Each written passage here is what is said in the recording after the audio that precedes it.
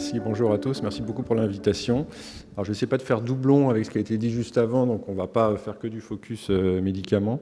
Et je suis aussi effectivement membre du conseil consultatif du Health Data Hub. Je participe en tant qu'expert au projet EHDS de pilote dont on a parlé tout à l'heure. Il y aurait beaucoup à dire sur comment on peut avancer. Et je suis notamment au conseil d'administration du Healthcare Data Institute. Alors, il y a une bonne nouvelle, c'est qu'on a des traitements qui arrivent sur des maladies de plus en plus rares, de plus en plus complexes. Roche, c'est une vieille histoire, notamment les 20 dernières années dans l'oncologie, où on a vu un démembrement des cancers, un démembrement jusqu'au démembrement moléculaire, qui fait qu'on a des populations qui sont de plus en plus petites. Et donc le sujet des données de VIREL en complément et des essais cliniques de plus en plus complexes, évidemment, c'est quelque chose qu'on regarde beaucoup. Et c'est nécessaire en fin de compte. Et je vais revenir dessus. Alors la mauvaise nouvelle par contre, c'est que c'est de plus en plus compliqué de développer des médicaments. On est sur des cibles qui sont de plus en plus complexes à appréhender, avec des traitements qui sont aussi de plus en plus complexes à appréhender pour les utilisateurs. Et on le comprend bien.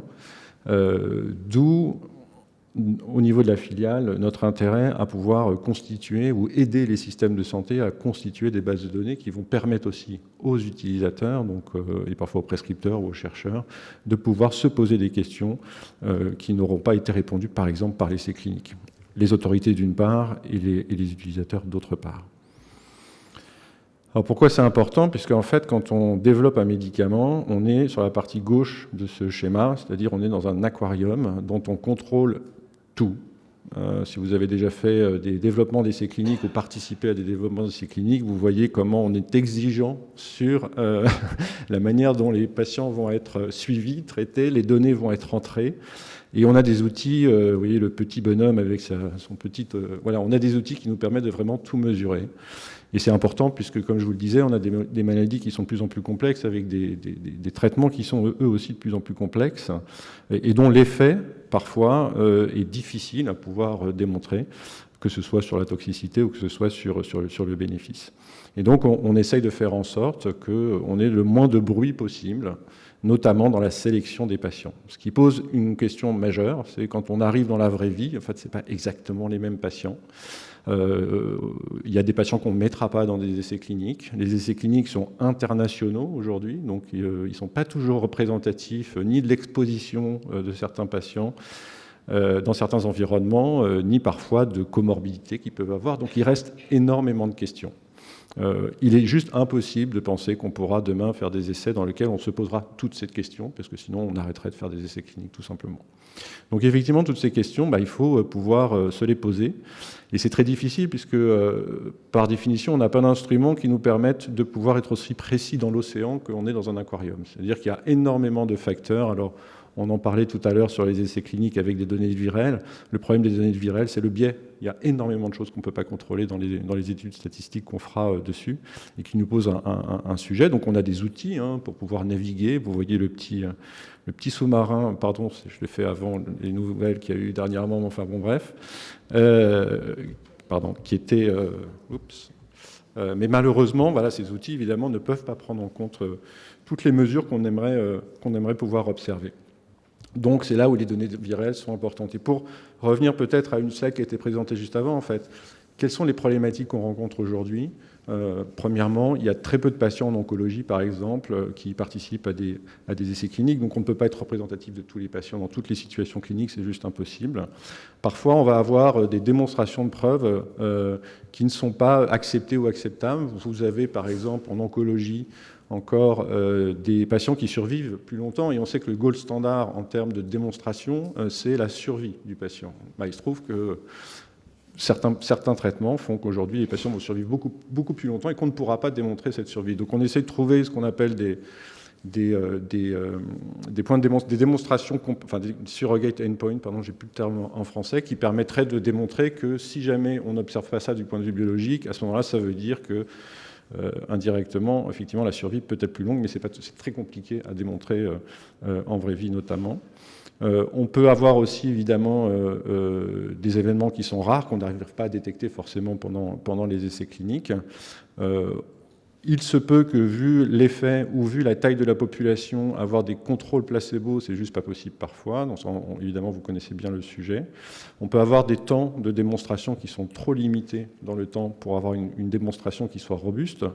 On peut aussi avoir, puisqu'on est dans des essais cliniques internationaux, le standard of care, le comparateur, et pas du tout le comparateur qu'on aura en France, ce qui va faire qu'on va avoir une problématique de pouvoir transposer ce qu'on a démontré au niveau de la France. On peut ne pas avoir de bras contrôle, et on fait évidemment de la recherche sur comment on peut pallier ces situations-là, où on peut avoir des stratifications qui manquent dans le design de l'essai, ou des essais cliniques qui sont trop compliqués, qui font qu'on a du mal à les interpréter, parfois dans la vraie vie, quand il faut prescrire. Donc pour toutes ces raisons-là, en fin de compte, on va beaucoup travailler, enfin moi dans mon département, on travaille beaucoup en amont et pendant la mise sur le marché du traitement pour pouvoir compenser tous ces manquements qu'on pourrait avoir. Et pour le coup, dans les maladies rares, il risque d'arriver souvent, en fin de compte, ces problématiques-là. Et ce qu'on a connu, en fin de compte, et ce qu'on est en train de développer en termes de méthodologie, notamment sur les données de virales en oncologie, pourront, je l'espère en tout cas, servir plus. Alors là, c'est beaucoup plus... Alors je la laisserai, on ne va pas s'arrêter dessus, qu'on en a beaucoup parlé juste avant, mais c'est juste pour vous donner un peu le catalogue de qu'est-ce qui est intéressant avant le launch en termes de démonstration, en termes de documentation sur des prises en charge, sur l'épidémiologie, par exemple, de la population dans les systèmes de soins dans lesquels les produits vont arriver, quel est le burden de la maladie actuellement, quel est le standard of care, quelle est la manière dont les patients sont traités, pour pouvoir effectivement regarder par rapport à l'essai clinique. Donc on a un certain nombre de choses qu'on fait avant et un certain nombre de choses qu'on fait après, qui ne sont pas toujours à viser d'évaluation, hein, qui peuvent aller bien plus loin que l'évaluation. Et en fait, ce qui est important à garder en l'esprit, c'est qu'il y a deux types de démonstrations. Il y a ce que j'appelle la documentation, c'est-à-dire que vous allez documenter une épidémiologie, une prise en charge.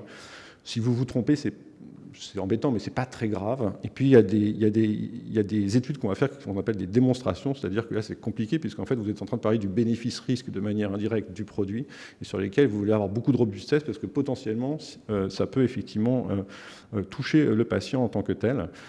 Et donc, vous ne faites pas ça du tout de la même manière. Donc, dans ce qu'on appelle les données de vie réelle, ou les études avec des données de vie réelle, les niveaux d'attention qu'on va avoir en fonction de ces études ne sont pas forcément les mêmes en fonction du type d'études que vous voudrez faire. Donc évidemment, ce qu'on disait tout à l'heure sur les bras virtuels, c'est les études les plus complexes, puisqu'effectivement, vous vous comparez à un gold standard qui marche très très bien, et dans lequel il y a peu de biais, alors que là, vous avez énormément de biais. Donc on en fait quelques-unes, mais ça pose un certain nombre, évidemment, de questions. Alors, moi, bon, j'ai mis ce slide qui n'est pas dire grand-chose, mais qui veut juste dire, en fin de compte, la stratégie qu'on a, c'est de se dire, il faut qu'on s'appuie sur des données qui existent dans le système de santé. Donc ça fait des années que moi j'ai rejoint Roche il y a 4 ans, mais ça fait des années qu'on investit dans des bases de données publiques, des registres, des cohortes et d'autres types de bases de données. Et l'idée vraiment, c'est pouvoir se dire, en fait, ces bases de données, le fait de faire ça comme ça, c'est une bonne chose parce que ça réduit du temps médical, certes, mais on peut le faire différemment. Hein. Chez nous, on pourrait tout à fait envoyer des TEC et des ARC, et c'est ce qu'on fait parfois sur certaines études.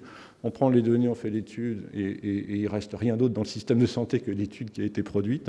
Mais le fait de le faire consciemment sur des bases de données publiques, ce que ne fait pas l'Allemagne, par exemple, chez Roche, pour nous, ça veut dire qu'en fait, on aide le système de santé à avoir des outils qui vont lui permettre, même si on n'a pas d'études, de pouvoir répondre à des questions. Donc c'est une pratique qu'on a, et on lance à peu près 30 études, enfin on produit 30 études par an, et 90% c'est sur des bases de données publiques, et on aide à les constituer. Parfois on en crée avec d'autres industriels, et parfois on en soutient pendant un moment. Et c'est des soutiens qui se font évidemment sur plusieurs années. On partage aussi des données. Alors les données cliniques, si vous avez des projets de recherche, vous pouvez accéder à des plateformes internationales chez Roche pour avoir accès à certaines de ces données. Et on partage aussi des données locales, gratuitement évidemment, et avec toute la partie réglementaire qu'il faut quand on le fait. On a aussi d'autres types de programmes, je vais passer très rapidement en oncologie, parce que ce n'est pas le sujet ici. On a lancé dernièrement un registre international oncogénomique dans lequel les chercheurs peuvent avoir accès aux données, et tous les centres participants ont accès aux données, parce qu'il y a des questions qu'on ne peut pas répondre si on n'est pas à une échelle internationale. Et ça, on le fait avec notre global. Et puis on travaille aussi évidemment sur tous les sujets de comment la technologie peut nous aider demain plus facilement à pouvoir exploiter ces données. On a quelques développements prometteurs, on en parlait juste avant, sur l'utilisation de données de virales pour faire des démonstrations complémentaires à ce qu'on a dans les essais cliniques. On a notamment une thèse en ce moment, CIFRE, avec le centre Léon Bérard, sur le sujet de réutiliser les données d'ESME, qui est une base de données en vie réelle en oncologie, pour pouvoir complémenter, ou en tout cas faire des démonstrations complémentaires à ce qu'on a trouvé dans les essais. Alors cette recherche est assez intéressante, parce que c'était un essai sur le cancer du sein qui était mal calibré dans la phase 3, ce qui fait que quand l'essai s'est terminé, la puissance de démonstration de la survie était plutôt pas très bonne. Et l'idée de cette recherche était de dire, voilà, le produit a été utilisé, si on regarde dans le rétroviseur comment il a été utilisé, est-ce qu'on est capable de reconstituer quelque part, d'émuler ce qu'on aurait fait en essai clinique en réappliquant un certain nombre de paramètres sur l'inclusion des patients et puis en appliquant énormément de méthodes pour débiaiser. C'est ça le problème en fait, c'est qu'il y a beaucoup plus de biais puisqu'on est moins stringent. Pour débiaiser, est-ce qu'on arrive à réduire l'incertitude qu'il y avait dans la démonstration de la survie globale? Et globalement, on est arrivé à quelque chose qui était quand même assez satisfaisant. Mais je ne vous le cache pas, c'est 2 ans de travail. On aurait préféré le faire pendant l'essai clinique et pas a posteriori. Et effectivement, c'est extrêmement complexe comparativement à ce qu'on connaît dans les essais cliniques. On peut mettre les meilleurs experts. Il y a un certain nombre de biais. Alors, il restait notamment des biais résiduels et qu'on a réussi à gommer avec de la clinique, c'est-à-dire par des raisonnements par l'absurde. C'est-à-dire, est-il vraiment possible que ce type de patient soit pris en charge comme ça, ou est ce type de pathologie qui viendrait? Et effectivement, on arrive dans ces cas-là à réduire l'incertitude, mais il reste... Voilà. Donc c'est des développements qui sont en cours, qui sont passionnants, effectivement, d'un point de vue méthodologique, mais comme ça a été dit juste avant, ça demande d'être assez bien calibré méthodologiquement parlant, et il n'y a pas de standard aujourd'hui. C'est la grande difficulté, c'est que autant dans les essais cliniques, on sait exactement comment faire, quoi faire, comment calibrer les puissances, les biais. Dans les données de vie réelle, on rajoute une complexité en plus. Alors, on a, dans le cadre on m'a demandé peut-être de faire un petit entaille sur un travail qui a été fait l'année dernière sur, en fin de compte, les données hospitalières. Alors, la HAS a produit aussi un très beau rapport sur l'opportunité de ces données pour l'évaluation notamment. Et en fait, on a travaillé en même temps, mais on l'a su après quand les rapports sont sortis. Et l'idée, c'était de dire, en fin de compte, si on observe les données hospitalières, où est-ce qu'on en est en termes de maturité dans les hôpitaux? Donc on a fait une étude de très mauvaise qualité, puisqu'il n'y a que 12 hôpitaux qui ont répondu, hein, mais on aimerait aller un peu plus loin. Donc ce qu'on a évidemment observé, quelques points clés peut-être dans ce rapport, c'est qu'il y a une hétérogénéité des maturités stratégiques, c'est-à-dire qu'en fait le sujet de la data n'est pas porté au même niveau en fonction des hôpitaux. Il y en a qui ont commencé il y a une quinzaine d'années, il y en a qui s'y mettent à peine, et puis c'est pas forcément au niveau du comité de direction, donc ça veut dire qu'on ne le porte pas comme souvent et pas toujours. On a vu des hôpitaux, par exemple au Canada, où clairement ça fait partie de la feuille stratégique. Le responsable de la data est assis au comité de direction, et dans les ambitions de l'hôpital, notamment l'utilisation de ces données pour l'hôpital, sont clairement à très haut niveau. On a une dette organisationnelle, technologique et de compétences, mais ça, on en a parlé juste avant, mais ça ne veut pas dire qu'on ne peut pas la combler. On a parfois peut-être un manque de clarté sur l'usage et les priorités de cible d'usage de ces données, en fait. Moi, j'ai été frappé, encore une fois, d'un échange qu'on a eu avec un hôpital à Vancouver, où il disait, en fait, nous, on ne répond qu'aux questions de nos soignants.